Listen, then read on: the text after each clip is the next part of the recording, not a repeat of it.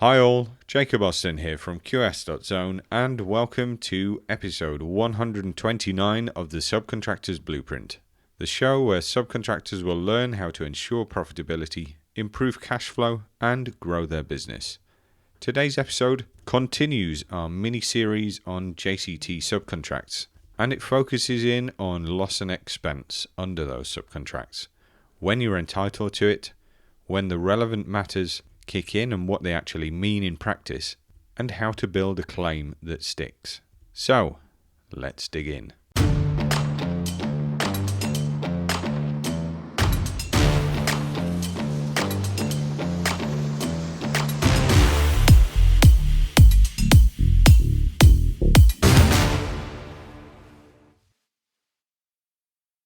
Loss and expense is one of those areas that subcontractors rarely do well. And many subcontractors rarely do at all.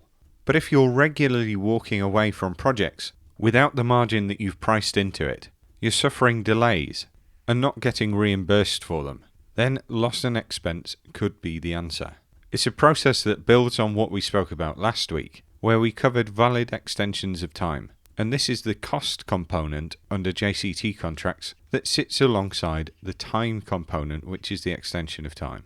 And as I mentioned, if you're regularly walking away from jobs where you've been delayed and it's hitting your pocket, you get to the final account and you're quietly swallowing the cost of extra weeks on site and all the cost of disruption that might be affecting your ongoing activities.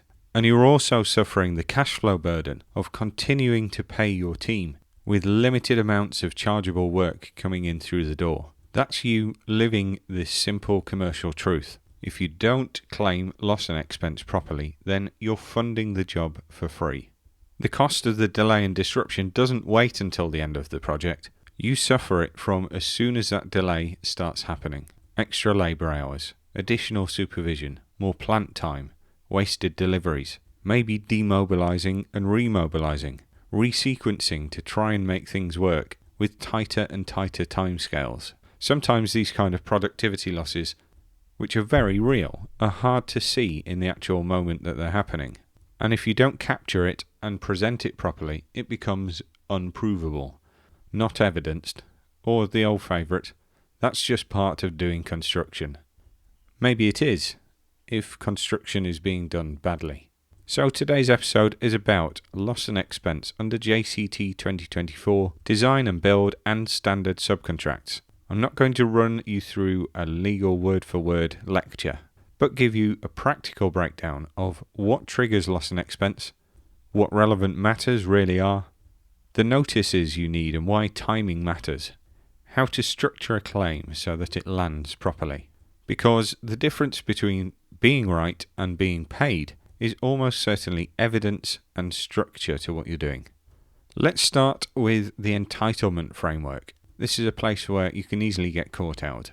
Under JCT, loss and expense isn't a vague compensation bucket, but it's a defined contractual mechanism that lets a contractor recover certain loss or expense if it's caused by matters that the contract recognises. And that's where the phrase relevant matters comes in. In JCT language, there's a critical distinction between relevant events, which are about time and sit behind extensions of time, and relevant matters, which are about money, which align with loss and expense. Some things can be both, and some things will be time only. Those are things that are usually nobody's fault, such as bad weather, strikes, and terrorism. And these are things where, because nobody's really caused them, the contract says, well, it's unfair for you to penalise the employer or the contractor for them going wrong. But at the same time, it's unfair for them to penalise you for them going wrong, so they give you relief from damages, which is what your extension of time is for. But things where you're likely to be paid for an extension of time are where the employer or the contract administrator, if there is one, issues instructions that change the work or the timing of the work, the provision of late information that you're entitled to rely upon, delays caused by other trades or access restrictions where these weren't known about in advance, and discrepancies in the employer's information that trigger changes, and also suspension or postponement if that's followed the subcontract procedure. Also, if you're working on a remeasurement contract and there's significant increases in particular quantities of work, then you'd be entitled to additional cost for management of that work. Now, when it comes to asking for loss and expense, you're rarely claiming it directly against the employer. You're often, as a subcontractor, one step removed from that. And loss and expense clauses are a place where the contractor will often look to amend them. So you'll need to read your contract, and specifically the amendments, to see exactly what you're able to claim. What should happen is that the subcontract allows you to claim from the main contractor for certain matters regardless of whether they can pass that upstream themselves. But what quite often is the case is that it's amended so that you can only recover loss and expense when the main contractor can recover it from their employer. And many subcontracts, even if they don't explicitly say that, will have some kind of amendments that make that the case. And that means commercially your claim must do two things at once. It needs to prove your entitlement under your subcontract, and it needs to be capable of being passed upstream under the main contractor's claim so that they can recover it themselves. And there's a fairly simple 5-step recipe to doing that. First off, a relevant matter needs to occur. Secondly, it needs to cause an effect on your work. Thirdly, that effect needs to cause you to incur more cost, or loss and expense as the technical term for that. Fourthly, is that the loss and expense is properly evidenced and is not included elsewhere in your application for payment. And finally, you need to comply with any notice and substantiation requirements. If you miss any of these 5 steps, your claim becomes vulnerable. So let's talk about some ways that loss and expense claims go wrong. Having sat in the main contractor's chair, I've seen quite a few of this first one, which is essentially more of a grumble than an actual claim. And it's often looked like as little as inserting a line in the subcontract account, saying we were delayed and disrupted, with tens of thousands of pounds worth of prelim costs priced against it. That's not a claim. That's just a complaint with a price tag. A proper loss and expense claim needs to be built out like a case showing cause, effect, and the resultant cost. Another common failing is using the wrong or sometimes a non-existent loss and expense trigger. A simple example would be claiming extra cost for a weather delay or having genuine disruption, but it's not linked to a contractual matter upstream. That can leave you with a claim that might be factually true, but it's effectively contractually homeless. Another key failing is submitting notices late or not at all. Even when the contract doesn't use words like condition precedent, timing still really matters, because delay in notifications does real damage. It stops conversations from happening about mitigating the problems, which allows the main contractor to say that they weren't given a fair chance to manage it. It will also leave you fishing around for records retrospectively, meaning that information is likely to be thin and you're relying on statements and people's memories for vague snippets of information rather than cold hard facts that you can collate at the time. Another common issue is double counting and mixing up your cost buckets. This happens by pricing in certain elements of delay into a variation, which is all good and well if you have the knowledge at the time and you can price it properly. But it often happens that an extension of time is issued, mopping up variations and then duplicating the cost that you've already asked for. That pours cold water on your credibility straight away. Now, don't get me wrong, if you've got a large variation and it's going to delay you and you know that and you can realistically negotiate prelims into the change with your contractor, that is probably the best way to do it. Just don't double bubble it into a loss and expense claim. And a final downfall, trying to claim what you can't prove. Some costs might well be real, but they can be hard to evidence, like productivity loss. You can claim disruption, but only if your methodology and your records make it credible. And that needs to look like a realistic measurement of a good section of undisrupted work compared to a measurement of disrupted work. That kind of comparison is comparing what they call the measured mile, taking the cost of your productive work from your non-productive or disrupted work so that you can work out precisely how much a particular delay is costing you. Now let's run through a case study type example. Let's say you're a subcontractor and you've got some off-site fabrication work On site, your work is dependent on areas being handed over to you on time, preceding trades being out of the way, and the design being frozen, firstly so that you can fabricate to it, and then of course install it on site without any rework. So you're readying for visit 1, and there's a late design change, but you've actually fabricated already to old details because nobody's told you anything about the design change. And to make matters worse, you get to site, you install it, and then you're told to rip out and redo it.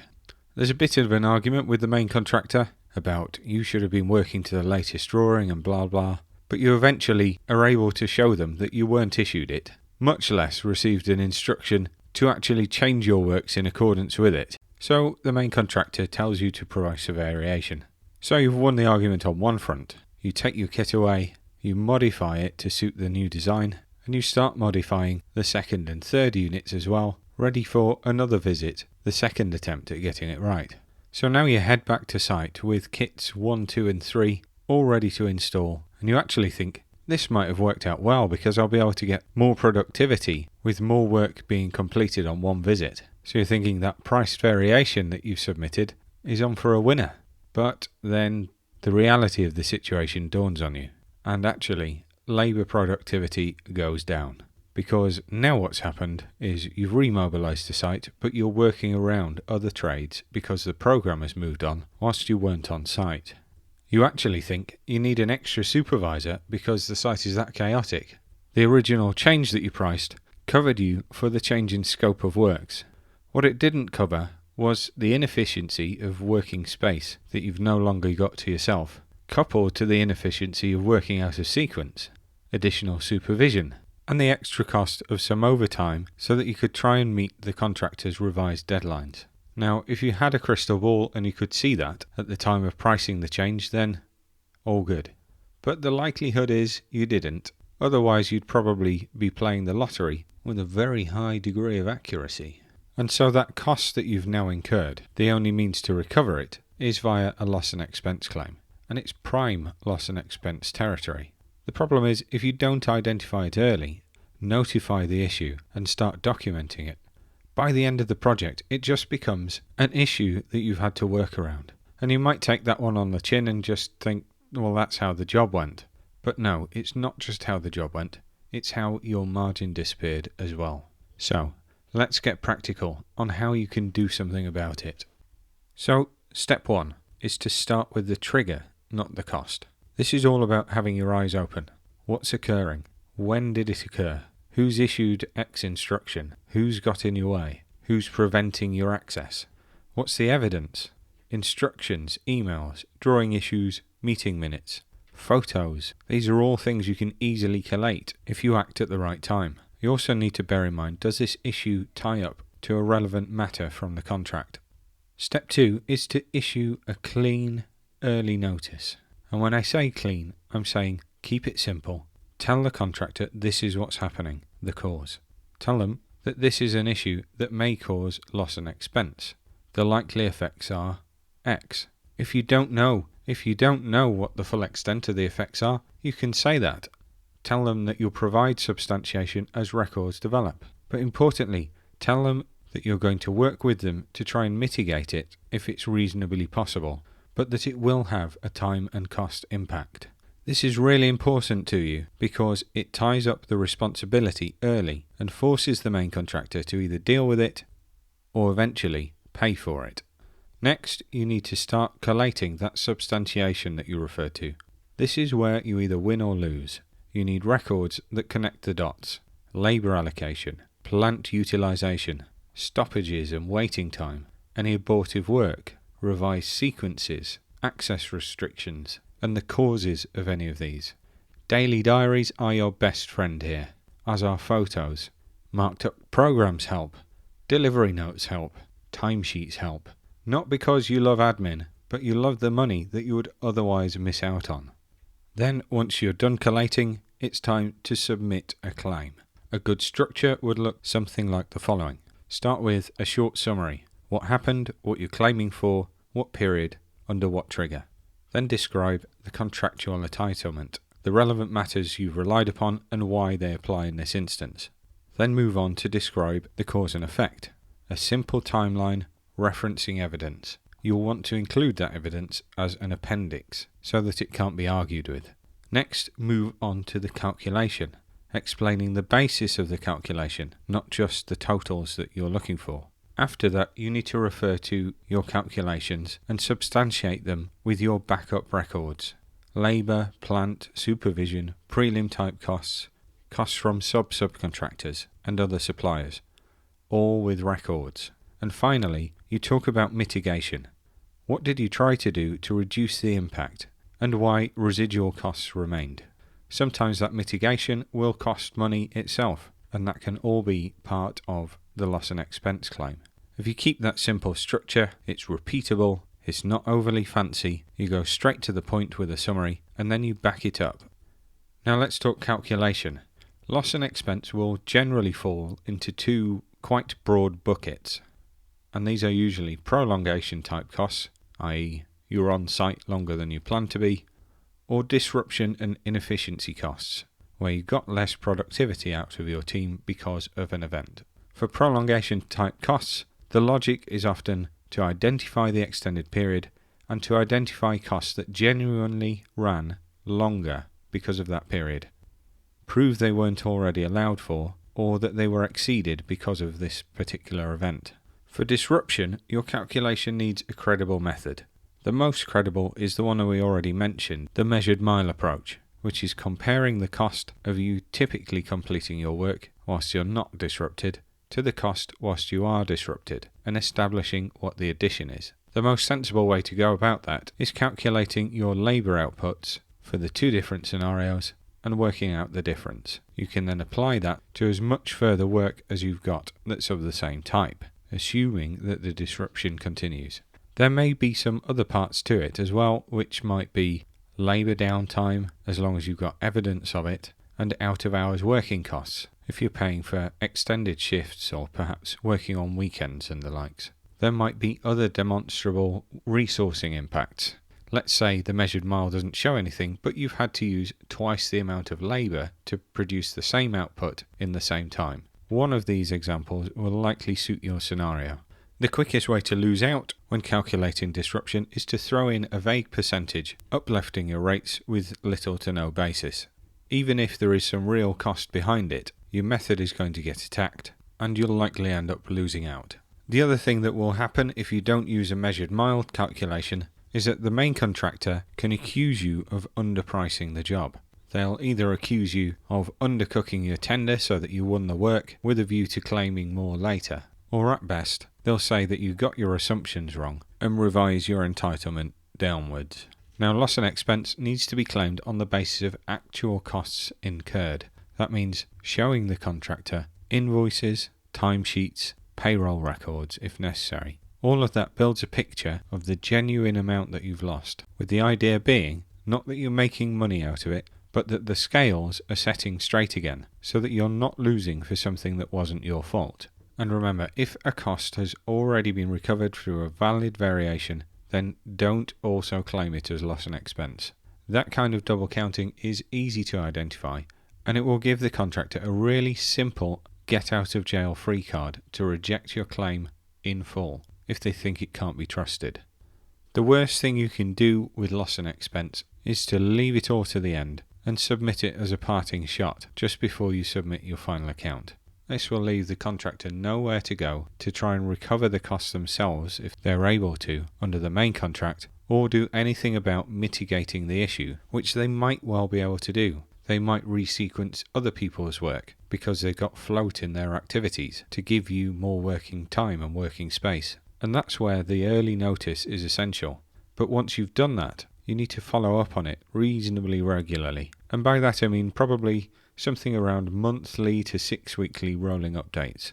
What you don't want to do is have a big pile of cost building up that you ship into the contractor last doors and leave them holding a live grenade, because they'll want to retaliate. So keep talking to them, give them updates, give them interim substantiation, keep your claim narrative alive, and update the details with further records as they happen. The closer you get to practical completion, the more the main contractor's incentives are going to change. You'll start seeing the site team talking of getting on to the next job. you'll see the QS dreaming of finalising the account and getting it off their books, and doing whatever they can to squeeze an extra % of margin out of the job. So landing a claim at that point never goes down well. So I'm going to wrap up the show by summarising the key commercial points. Loss and expense is not automatic. It must link to a relevant matter. EOT and loss and expense are separate, so time protection doesn't necessarily equal cost recovery. The claim lives or dies on cause, effect and cost, not how loudly you argue or how much you feel hard done by. So submit your notice early and build records whilst it's happening. Structure your submission well. It doesn't have to be complicated, but follow the headings we outlined and you'll be able to submit it to the contractor in the confidence you've covered everything and in a format that they can submit it upstream. Evidence is everything and double counting is a disaster. And final thought is to use this sparingly. This is for that contract where the client's making a mockery of the design approval process and the program has gone out the window within the first 10 weeks and everybody that seems to go near the job is hemorrhaging money. It helps you to recover costs so that your margin doesn't wash away with the tide. If you can get your head around it, it gets you out of the territory of hit and hope and you don't know whether this is going to land, and into a place where you can start running the contract like it's a commercial tool to protect yourself when those nightmare jobs crop up. Hopefully that's been informative for you. I've tried to keep it reasonably user-friendly because this is a subject that we could get bogged down with a lot of terminology. Let me know your thoughts. If you have taken some value away from today's show, then I really need your help to share the show and pass that value on to somebody else who'd benefit from hearing it, so I can help as many of the million SME contractors working out there in our industry. And thanks of course for tuning in. If you like what you've heard and you want to learn more, then please do find us at www.qs.zone for more information, or we're also on all your favourite socials, again at qs.zone. And remember, miss the contract detail and the commercial risk falls on you. Thanks all, I've been Jacob Austin, and you've been awesome.